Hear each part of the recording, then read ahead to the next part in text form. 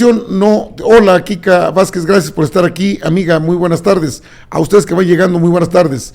El tema de los pluris los trae muy preocupados y le ruegan al INE que por favor, ruegan, así como usted escucha, ruegan que no les dé la mayoría calificada.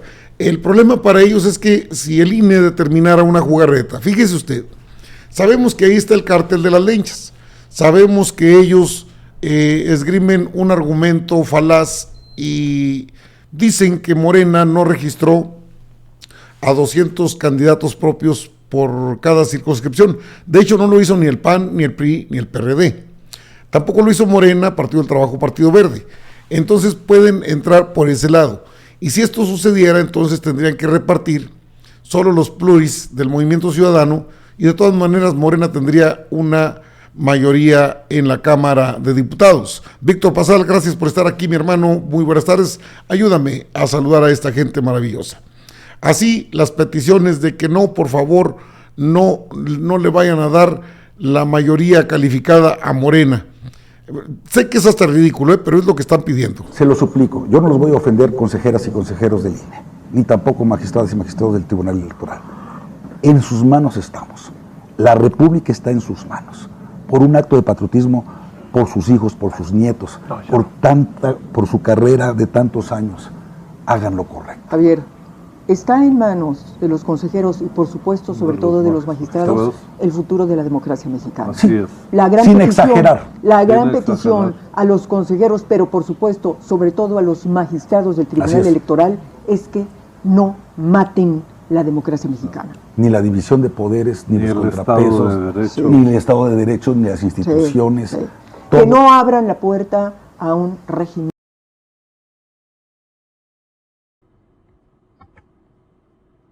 Se lo suplico, yo no lo... Y lo saben. Entonces, pues, ¿qué busco con este video? En primer lugar, y lo más importante es hacer justicia. Busco respeto y busco no tener miedo de mis agresores, no tener miedo de que no puedo denunciar en mi país que hubo personas como Gabriel Castañeda Gómez Montt, Javier Lozano Ponzanelli, que pensaron, podían hacer lo que quisieran y no tener límites y violarme. Y no, quiero hacer justicia. Esta vez quiero hacer justicia. Porque espero que con este video no solo encuentre esas cosas, sino que también impulse a otras mujeres a denunciar a sus atacantes.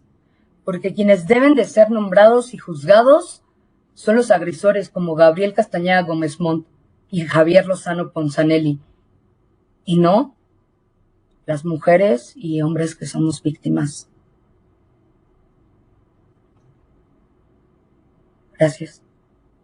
Bueno, ahí tiene lo que tanto les preocupa. Esta abogada está acusando al hijo de Javier Lozano. El tema de la sobrerepresentación es cierto. Ellos dicen que hay una incongruencia. Perfecto.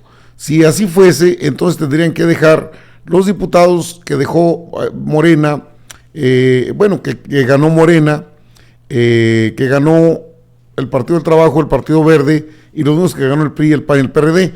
Si ese fuese el caso, incluso Morena tendría mayoría, porque el articulista Pedro Mellado lo señala así. Movimiento Ciudadano solo ganó una diputación de mayoría relativa, una sola, y la ganó en los Altos de Jalisco. Otra diputación de mayoría relativa quedó en manos de la candidata independiente Guadalupe Araceli Mendoza Arias, quien se impuso como candidata independiente en el Distrito 9 con cabecera en Uruapan, Michoacán. Te damos hasta 2,000 pesos para que estés aquí. Solo por... Bueno, son los imponderables de tomar a veces este tipo de videos, ¿no? Pero así lo dijo. Si el único partido al que se le podrían acreditar diputados de representación proporcional fuera Movimiento Ciudadano, con base en las votaciones que logró en cada una de las 5 circunscripciones electorales, le tocarían por lo menos 26 legisladores plurinominales, que sumados a su legislador de mayoría relativa, la bancada del Partido Naranja llegaría a 27 curules.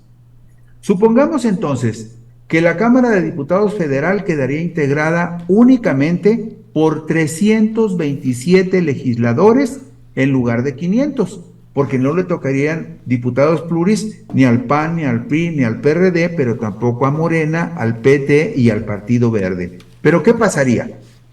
Pues fíjese bien, sobre ese total de diputados federales, los 256 legisladores de mayoría relativa de Morena y sus aliados representarían el 78.28% del total de esos 327 integrantes de la Cámara de Diputados de la Federación, muy por encima de la mayoría calificada de los 2/3 de la Cámara, que en este escenario hipotético serían 218 legisladores. En este mismo esquema, los 42 diputados de PAN, PRI, PRD equivaldrían al 12.84% de la Cámara de Diputados de la Federación.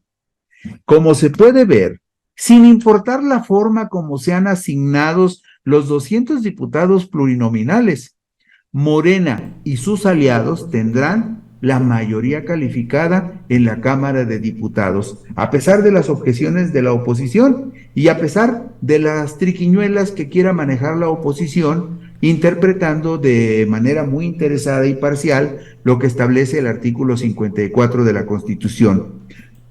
Bueno, esta parte se la presento porque plantea el escenario, el peor escenario que podría presentarse y que es el que busca el PRIAN, en el aspecto de que, bueno, no le vas a dar más pluris, no le vas a dar pluris a Morena, Partido del Trabajo, Partido Verde.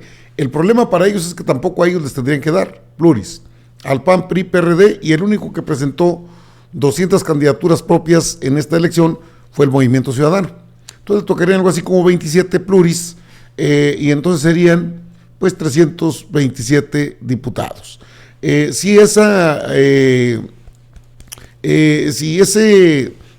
contexto tomara el INE, en el caso extremo de que las lenchas se impusieran dentro del Instituto Nacional Electoral, aún con todo y eso, no podrían repartir mayor cantidad de pluris.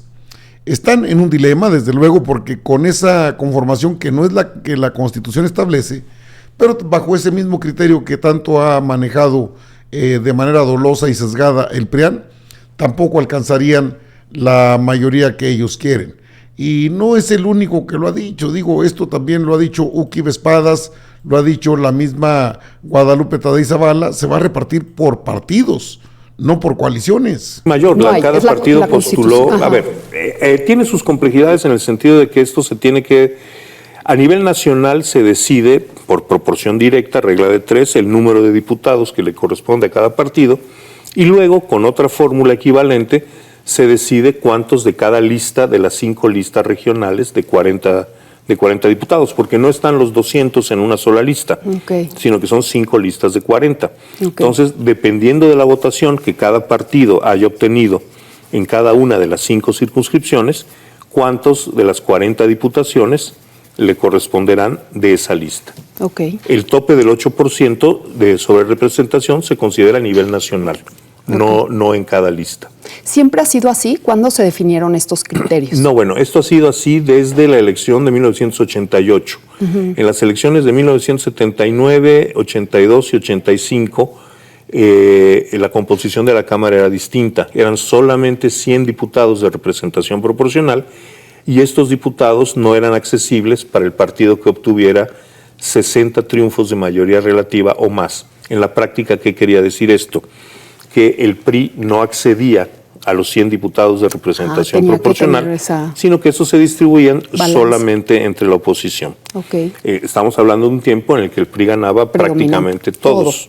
Digamos, podía ganar en una elección, pienso en la del 82, 290 de los 300 diputados de mayoría relativa, y los partidos de oposición, en proporción, se distribuían los 100 diputados restantes.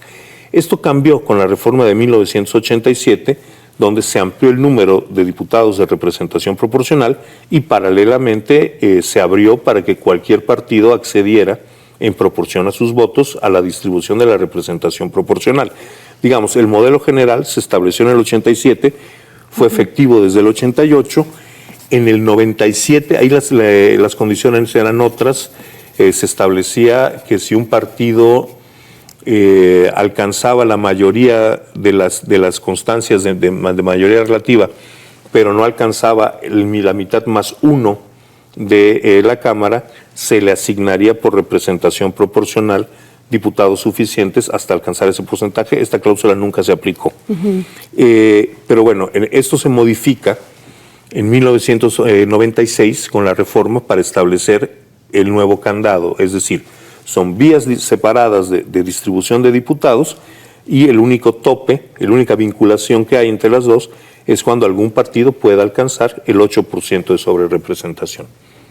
Y ahora, estos, los diputados y senadores plurinominales, Bueno, mire usted, parte de lo que el mismo INE tiene en su página oficial, en una entrevista que está dentro del mismo Instituto Nacional Electoral con el consejero Uki Vespadas, a tono con lo que en su momento declaró Guadalupe Tadei Zavala, porque dice, no, el INE sí quita y sí pone diputados. No, se aplica una medida aritmética, una regla de 3, es muy sencillo. En un reparto de los diputados de pilón, que son los pluris, bueno, pues es el 8% a cada partido político, empezando en orden ascendente, es decir, descendente, desde el más alto hasta el más bajo. Y luego hay un resto mayor que se reparte bajo el mismo criterio. No tiene mucha ciencia. Sin embargo, han estado. Es que no se debe dar más diputados, es que no debe haber pluris. Bueno, si no hay pluris para la coalición, sigamos haciendo historia, tampoco habría pluris para el PRIAN. Eso es una realidad. ¿Cómo entonces quedaría? No, espero que no haya ninguna chicanada, espero que no se dé, esperamos que no haya nada extraordinario y se entreguen las diputaciones y la proyección que mandará el INE a más tardar el 23 de agosto para definir toda esta situación que ha sido interpretada a contentillo por el PRIAN, pero lo único que han generado es meterle presión al INE para que digan, no, tenemos mucha presión, tenemos que darle más pluris al PRI, PAN y PRD. Ya no se puede, constitucionalmente no se puede, legalmente no se puede, por la vía legal y por la vía que le busquen, De todas maneras, Pancho te llamas, es decir, Morena, PT, Partido Verde tendrían sin duda las 2/3 partes de la Cámara de Diputados. En la Cámara de Senadores tendrían 83, les faltarían 2 para tener la mayoría calificada, es decir, esa es la proyección que hay. Y dos senadores, válgame, eso está sencillísimo de conseguir, y luego va a operar ahí ya el propio Adán Augusto López Hernández como coordinador de la bancada de los senadores. Ahora, ¿es posible que el INE tome una medida de acuerdo a lo que pide el PRIAN? No, no es posible, porque sería mire, lo puede hacer, pero el Tribunal Electoral pues procedería igual que con la entrega de la constancia de mayoría de la doctora Claudia Sheinbaum, es decir, aplicaría la regla de reparto por partidos y se acabó. O sea, eso es todo, y lo que falta y lo que sigue es el tiempo. Tiene hasta el día 23, del 23 al 28 para definir la proyección y que el tribunal valide. A estas alturas ya deben estar trabajadas todas las inconformidades, lo que son los recursos de inconformidad, todo, porque el día 1 de septiembre inicia la siguiente legislatura. Este arroz ya se coció, por más que griten, pataleen y hagan pues berrinches.